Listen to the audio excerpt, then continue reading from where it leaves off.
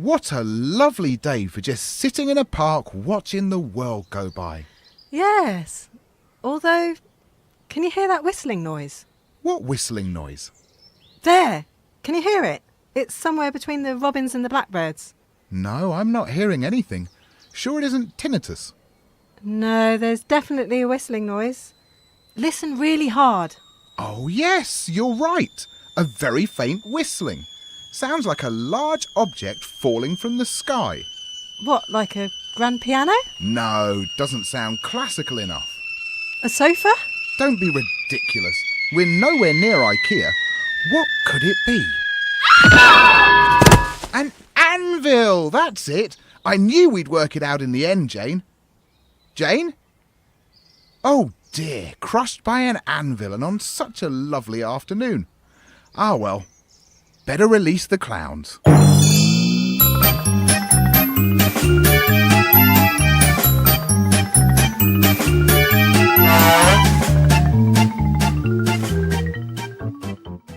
Mexico, AD 1508. Members of High Council convene to discuss the annual crop festival. Well, thank you both for coming on such short notice. I'm sorry, but Kibo won't be joining us today as he was eaten by a pack of wild boar on the way to work. So, Torgo, I'm now promoting you to Entertainment Coordinator. Woohoo! And since we only trade in goats, here are your wages. Don't spend it all at once. Who's this? Torgo, this is Kalula. She's from marketing, and she's going to help us with our image problem. Now, attendance the last 3 ritual sacrifices has been, to say the least, underwhelming. Kalula has a few ideas she thinks might help us out. Kalula? Right, well, first things first. I couldn't help but notice you're still referring to it as a sacrifice. Research shows us that the S word is a big off-putter with your key demographic. What's wrong with sacrifice? Well, sacrifice suggests that the victim has something to lose. Well, they do. Their life. Yes, but you don't want them to see it that way. You need to spin it into a positive. For example, they're not losing their life, they're gaining celebrity. Ah. It's okay. I see a lot of smaller villages struggle to put together a strong PR campaign with so little resources. I heard last year alone, 17 independent ritual sacrifices were forced to cancel due to low turnout. Tragic. Right, next up, we've had some feedback about the way in which we select the nominee to die. Apparently, shouting, "Last one to the top of the pyramid gets it," is really singling out the old and overweight. Well, what if we pick names from a hat? That's fair. That won't work. Our neighbouring city tried that, and people just ended up writing down fake names. 2 years in a row they tried to sacrifice a Dr. Ed on the floor. So, tell us, how do they do it in the big city? They leave it up to God. Ah, of course. God. No, G-O-D, the Gauntlet of Doom. Whoever fails to make it through in time gets, you know. Running a gauntlet. That sounds fun. Let me take a note. I just need to tattoo it on my arm so I don't forget. Ooh. And finally, Gorg, I understand your current methodology for synergising crop yield maximisation with consumer-based streamlining is causing some discord? She said that us sacrificing people by pushing them down the well is getting on everyone's tits. Oh, I'd say. Most of the people we push down there just end up breaking a leg or something. They keep the entire village up all night with their constant wailings of anguish. It's enough to put you off your chili chocolate chicken and maize. OK, so thinking out of left field, I want to hit you with something. It's very hip, it's very now. I'm listening. Decapitation. Ooh. It's quick, it's exciting, and there's no prolonged suffering to bring the mood down. I like it. But do we like this phrase, decapitation? We don't want to scare off the regulars. What if we say, lifting a weight off their shoulders? Oh, I like that. Very zen. I can market that. Ha! I knew you were worth carting in from the capital, worth every goat. Glad I could be of assistance. Oh, before you go, we've had a lot of people forgetting when the ritual actually takes place. We need a better way of reminding people what day it is. Yes, that does sound problematic. Actually, I've been working on something called a calendar. It notifies the user of exactly what the day, month and year is at any given time. Intriguing, but it doesn't sound very hip. Any way to boost the wow factor? I can add cute pictures of cats and make it wall mountable. Perfect. Let's action it. Come here, boy. Yes, sir? What have you just done? I've released the clowns, sir.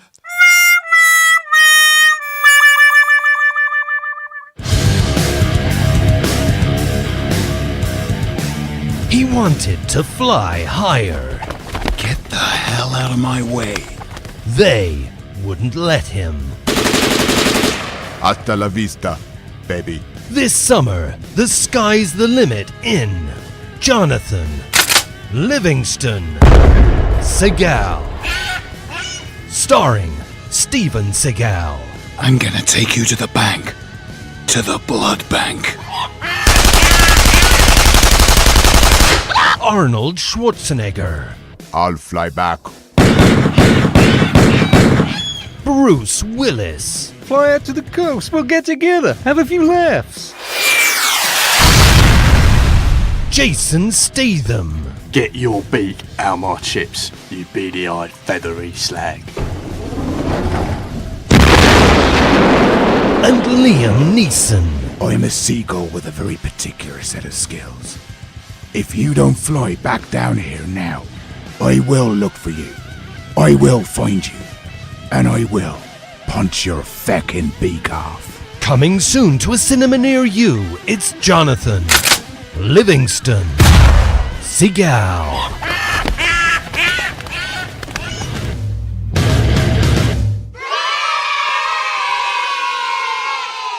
Release the clowns.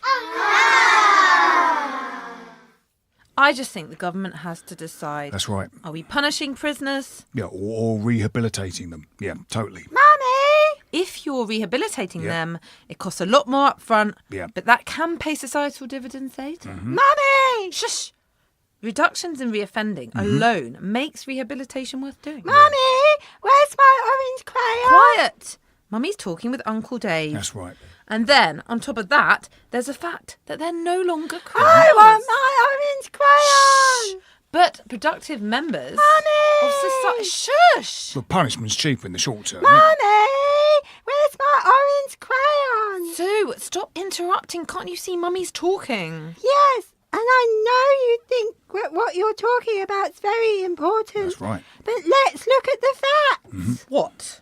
You're a 47-year-old housewife who's unlikely ever to become Secretary of State for the prison service, right? Well, I suppose not.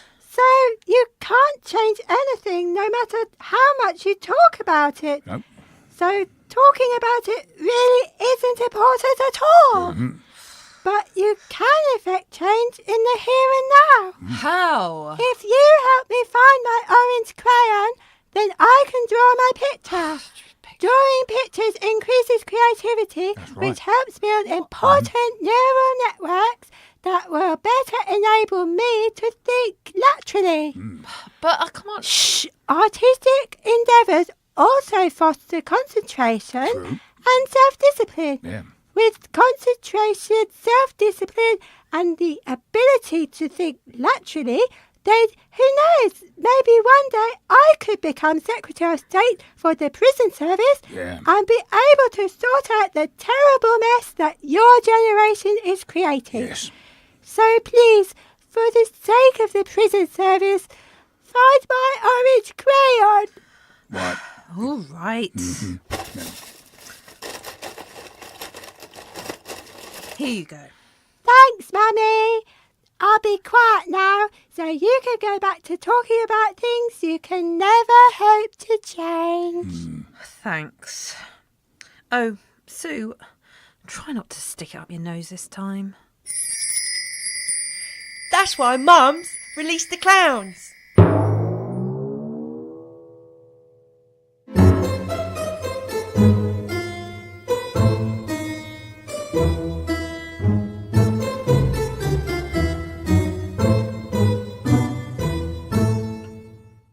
Oh, golly gosh, Miss Marple. I would so love to uncover the identity of the cad who murdered poor Arabella. It really was most simple. It started when I stumbled across the bluish-grey strand of lost fibre on Father Jenkins' chest wig in Aylesford Priory. I knew Edinburgh Abbey was only open to privates between Friday and Thursday, except Friday, of course, when dear Professor Atkinson had placed a strict curfew of 9 noon for visitors, shop assistants and pornographers.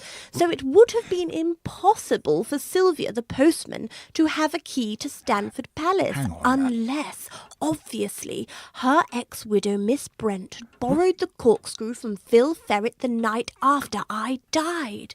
But, as my best friend and avowed enemy Clarkson pointed out, what good is Fanta without a Spice Girl to burn the lipstick traces wiped clean with fingerprints? And ever since Robbie Williams left the Beatles, poor next-door stranger Jared Gerald had developed a beastly grudge against his female brother's 4 triplets and its forgotten Labrador Samuel. So it was Gerard. Would that it was so simple! Alas and alack and a cack, no, Patricia the Underman has always suspected the 1960s miners' strike of 1997, before thatwards. Fortunately for Attila the Hun, those miners were Lord Majors and only struck matches, while football matches were, shall we say, no match for Jerry Rugby and his talking elephants, Edward the radio VJ for literature. Simon could not possibly have deciphered the Greek prescription for classes, as he had only studied classics and moderns and sociology from Harvard Polytechnic, the famed nursery school in Stoke, every day for 4 nights at the local faraway brewery called Midnight. How did this make Alice feel? Ecstatic, depressed, in moderation. Adolf subscribed to the school of hard knocks, whereas James was a strict Buddhist with leeway, unlike Jackson, who tended to Oriental religion. Hardly welcome in the Zen monk house, funded by Islamic fundamentalist Dave, who didn't believe in God, Jesus and the Holy Spirit, only the Trinity of the Holy Ghost, Christ and Yahweh. I can't believe I didn't think of that before. You mean... Yes, it never was. Multiple suicide, head-inflicted, knife, arsenic, slice, splice, spice-girled, bitten repeatedly, only once, mind, blowjobs to the neck and inner toes over jealousy, revenge, money, re-inherited, unmarried, sports award, paranoia, debt, mortgage, illicit. I don't quite understand. Let me run through it again. It was after Brother Inman, the croquet commentator, encountered the much-hated, highly popular Eric the Mistress Plumber in leather. Release the clowns.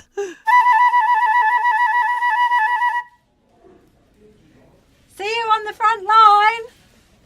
Oh, Mary, I'm glad I've caught you. Oh, hi, Joan. I just wanted to let you in on something. There have been some whispers around the cuticles. Oh, cubicles, silly me. Where is my head at? Actually, Mary, it's fairly serious. It's about Lewis's bonus. People are unhappy. People think it's unfair. And given his performance, I think it's appropriate that we hold him physically responsible. Physically? Do you mean fiscally? Oh, is that what I said? Dearie me. I must be tired. TGIF. Am I right, Mary? TGIF. But look, emotions have been running high since we all went away on that bondage weekend. Oh, Joan, you've done it again, I think. What have I said this time? Mary? Mary, go on. I think you mean bonding, not bondage. It was a team bonding weekend. Oh, Mary, how funny. A bondage weekend. Imagine the carnage. The poor boys in HR. All that paperwork. But seriously, Mary, I can tell you're in a rush, so I'll keep it brief. We're not happy. We will take action. I'm just taking the opportunity to get people's input. Obviously, whatever you say will be unanimous. My lips are sealed. It's anonymous, Joan. And I don't want to incinerate anything. Insinuate. But things are really heating up on floor 7. We've got these unions for a reason. And if we're unhappy, we have to take a stand. Now, we've had our orders from the Gecko. Get-go? Absolutely, Mary. So up on floor 7, we've got together, thrown ideas around, and we've had a revolution. Joan, you keep doing this. You mean revelation. Do I? Which one means a violent uprising? Joan! Is that a chainsaw? So, basically, what I'm trying to say is, take some time, have a think about it, and when you're ready, we'll be up on the roof throwing printers at helicopters. Oop, that'll be the call to arms.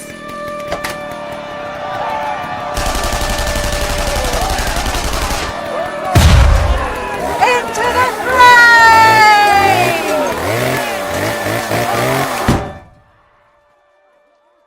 Kinda wish I'd gone on that bondage weekend now. Release the Clowns starred Karen Morden, Alex Marion, Phil Whelans, Casper Michaels, Joe Tilley, Martin Hyder, Phil Nice, Nick Hildred, Amy Holmes, Simon Littlefield, Dan Willis, Marco Chu and Holly Meachin. It was written by Alex Marion, Nick Hildred, Ellery Morgan, Gwennon Hardy, Michael Monkhouse and Craig Sheldon. The social media wrangler is Dan Willis, and the show is produced by Nick Hildred and Alex Marion. If you want more fun, then tune into the hilarious mental meanderings of Stacey, Mum and Kipper the Cat with Rough Giraffe. Or take a trip into the deep south with bourbon-loving occasional misanthrope Juliet Miranda in The Unwritable Rant. And delve into the world of comic books and science fiction in the No Phony Podcast Network's featured show Heroes Garage. And stay tuned for a dystopian vision of the future with a sneaky peek of the bold and brilliant audio drama Rise of King Asilas. See you in 2.